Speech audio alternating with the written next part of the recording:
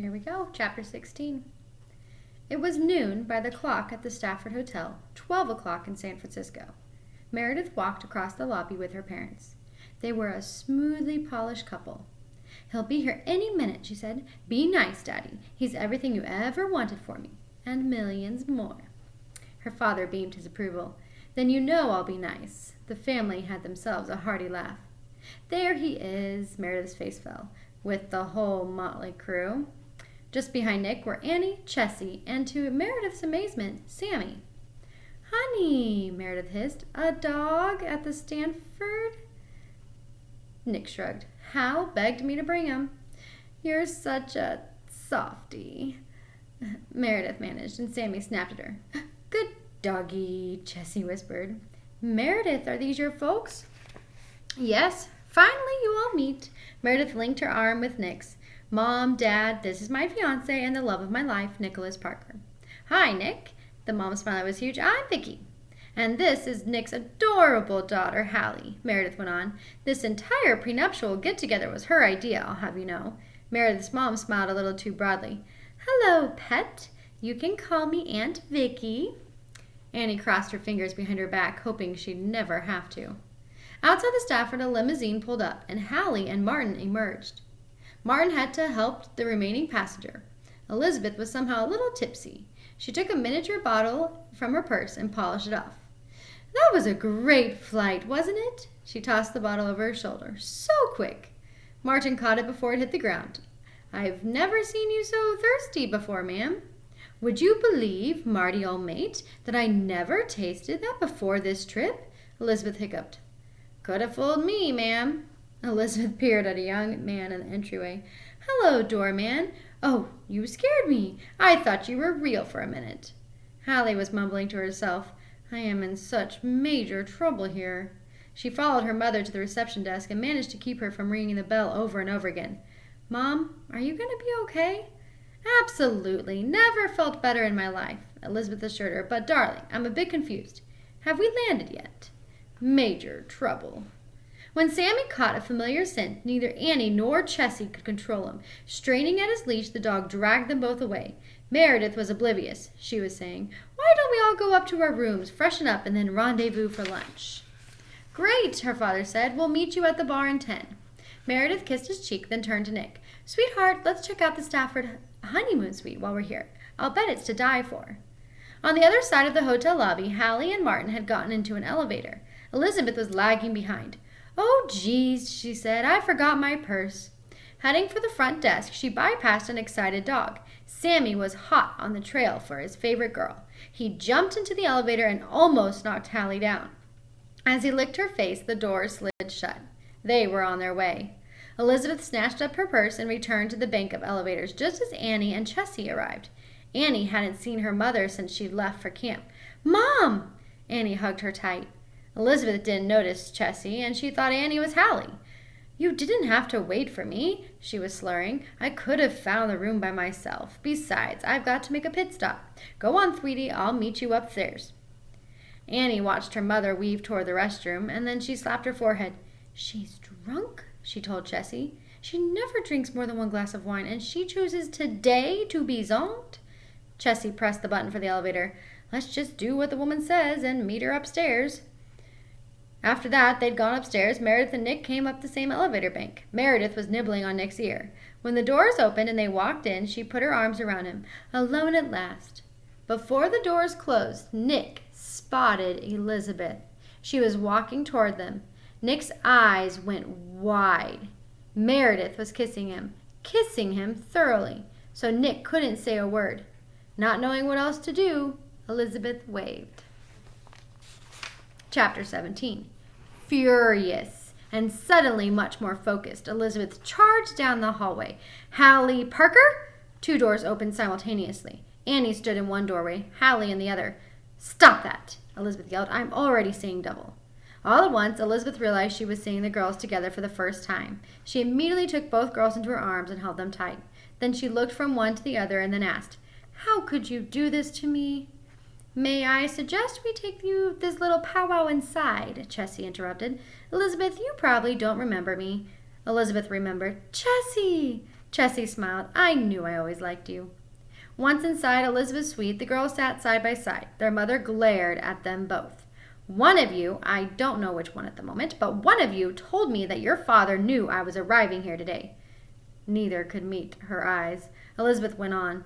The man I just saw in the elevator had absolutely no idea he and I were on the same planet, let alone in the same hotel. You saw Dad already? That was Annie. Yes, I did. The man went completely ashen, like I was the bloody ghost of Christmas past. Elizabeth flopped down on the sofa. Can one of you get something cold for my head? Elizabeth rubbed her temples. Don't you think I've pondered what it was going to be like to see your father again? Me waving like an idiot while Nick Parker is wrapped in another woman's arms is not exactly the scenario I had in mind. One of the twins handed her a wet washcloth, and Elizabeth put it to her forehead. Furthermore, I've been lied to by my own children, and I'd like to know why. She closed her eyes and opened them to see Martin. The butler was wearing only a skimpy swimsuit. Martin, what are you doing? Going for a dip, he answered. Do you mind? No, that's perfectly perfect. Elizabeth was being sarcastic. Have fun, by all means, and at least put on a shirt. Chessie stopped cold when she came into the room and saw Martin for the first time. Oh, she said, hello. Hello. Hello to you, too, he echoed and smiled. While they were introduced, he gallantly kissed Chessie's hand. Enchanté, mademoiselle. Martin and Chessie stared into each other's eyes for a long moment. The twins giggled. They couldn't help it. This was too good. Girls, their mother called them to attention, you are going to tell me why you lied and brought me here without telling your father. Were they? Chessie quickly sidled toward the door. Why don't I just slip back into my room and check out the minibar situation? Allow me to assist you, Martin chimed in, also trying to escape. Wait, Elizabeth cried. Does everyone know something I don't know?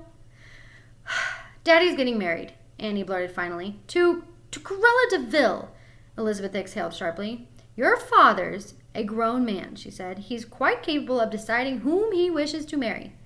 But she's awful. She's all wrong for him, Hallie insisted. And the only way we won't marry her is... She broke off and Annie finished. As if he sees you again. Just a minute, their mother was putting it together. You're not trying to fix me up with your father. We are, Hallie said. You're perfect for each other. A match made in heaven, Annie added. Hold it, Elizabeth turned to Chessie and Martin. You knew about this? Their excuses were so silly that Elizabeth cut them short. Let me say this loud and clear. Nick Parker and I have nothing in common anymore. Plus, in case you haven't noticed, he seems content with his fiancée. She paused and stared hard at the twins. I want you to explain to your father that I am here for one purpose and one purpose only, and that is to switch you back. Now, let's do what we have to do and be done with it. Understood? No, I don't understand. In yet another room, Meredith was confronting Nick. He was acting strangely. It was as if he had seen a ghost, and he wasn't making sense. I just need to go downstairs for a few minutes to clear my head. Nervously, he ran his fingers through his hair. Then I'll meet you for lunch. Clear your head? Is something wrong? Meredith was worried. I hope not. No, nothing, Nick said. What could be wrong? We're getting married in 10 days. Everything's perfect. We're still going ring shopping after lunch, right? Ring shopping. Oh, for the funeral. For the wedding. Meredith stomped her foot. Funeral? I'm kidding. Nick tried to laugh, but it was unconvincing. Don't listen to me. I'll see you downstairs. On his way down, Nick bumped into Annie and then into Hallie, but he was already too flummoxed to try to sort it out.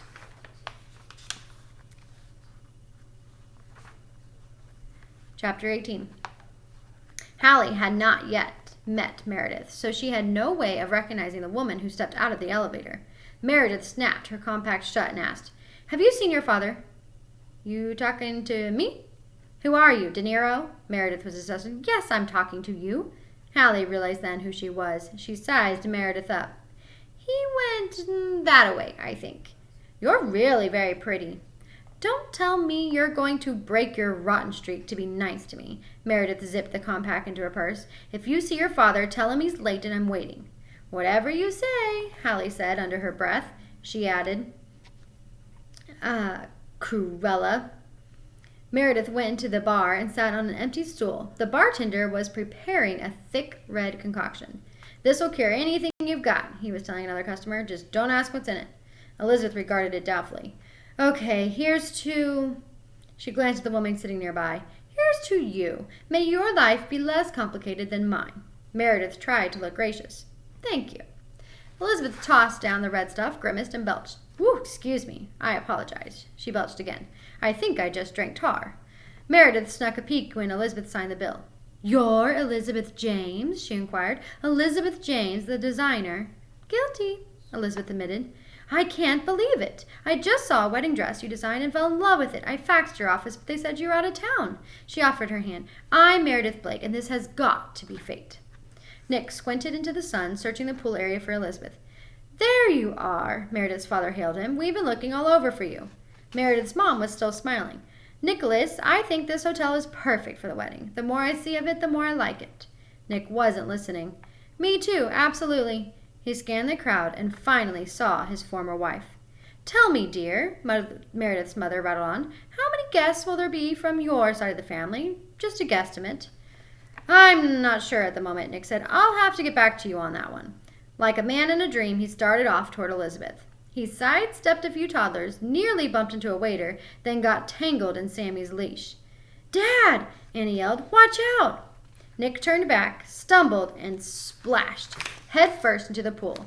He was mad when he climbed out. He was not only embarrassed, he had scraped his cheek, but as he drew near to Elizabeth, his anger faded. He smiled. Hello, Liz. Her knees went weak. She grabbed onto an umbrella for support. Hello, Nick. Gosh, there you are. What do you know? Nick pushed the wet hair from his eyes. Is there something going on here I should know about? Obviously, I'm surprised to see you. I fell into the pool, but you don't seem all that stunned to see me. Let's not get too weird about this, okay? She pleaded. It's a little late for that advice, as I stand here dripping wet. I don't see or hear from you in 11 years, and suddenly you are here on the very day I... Dad, I can explain why she's here. Annie had appeared at her mother's side. Nick was surprised. Hallie, you know who this is? Actually, yes, Annie said in her own voice, and actually, I'm not Hallie. Actually, Hallie broke in, I am. Nick stared at Annie, then Hallie. Annie again. He swallowed with difficulty and returned to Elizabeth. Both of them? Annie? Hallie? It was Annie who clued him in. I guess you and Mom kind of think alike because you both sent us to the same camp. We met there and the whole thing sort of just spilled out. Elizabeth looked into his eyes. They switched places on us, Nick. I wanted to know what you were like, Annie told him, and Hallie wanted to know Mom. Are you angry? It was taking time to sink in. Of course not, he hugged her hard. I can't believe it's you. The last time I saw you, you had diaper rash. Look at you. Quite grown up and quite without a father, Annie said. And I'm headed into my crazy teenage years without a mother to fight with, Hallie added. Nick was still piecing it together. You mean I've had Annie all this time? And Hallie, you've been in London? Come here, Squirt. He embraced her as well. Mom's amazing, Dad, Hallie said. I don't know how you ever let her go. Elizabeth shushed her. She took a shaky breath. Girls, why don't you let your father and me talk for a couple of minutes, okay? The girls both smiled as they turned to leave. Sure, take your time. See you next time.